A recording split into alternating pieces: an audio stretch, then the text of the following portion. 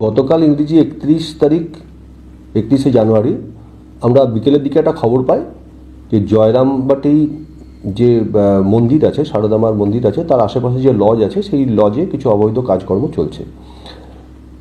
এই খবর পাওয়ার সঙ্গে সঙ্গে আমাদের জেলার এসপি সাহেবের নির্দেশে একটা রেডের টিম গঠন করা হয়। তাতে হেডকোয়ার্টারের ডিএসপি সাহেব এবং এক্সপার্ট কিছু ইন্সপেক্টর এবং আমাদের সাব ডিভিশনের সিআই কতুলপুর, ওসি কতুলপুর সহ আমরা সবাই জয়রামবাটি গিয়ে রেড করি এবং আমাদের রেডে 3টে লজ, মেঘা লজ, কল্পতরু লজ এবং সিংহবাহিনী লজ, এই 3টে লজ থেকে আমরা 7 জন ভিকটিম লেডিকে উদ্ধার করতে পেরেছি এবং এই কাজের সঙ্গে যুক্ত 6 জন ব্যক্তিকে আমরা অ্যারেস্ট করেছি।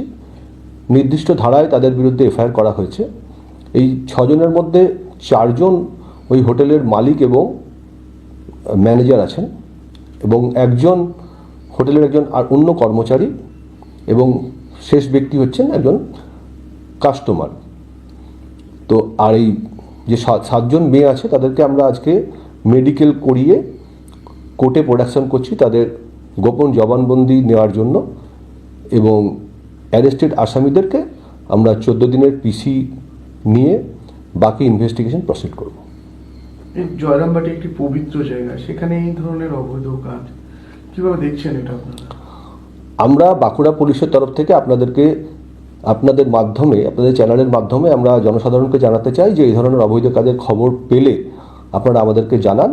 আমরা বাঁকুড়ায় কোনো ধরনের অবৈধ কাজ করতে দেব না। বাঁকুড়া পুলিশ আপনাদের সঙ্গে আছে। এভাবে কি আপনাদের রেড জারি থাকবে? একদম এভাবেই রেড জারি থাকবে।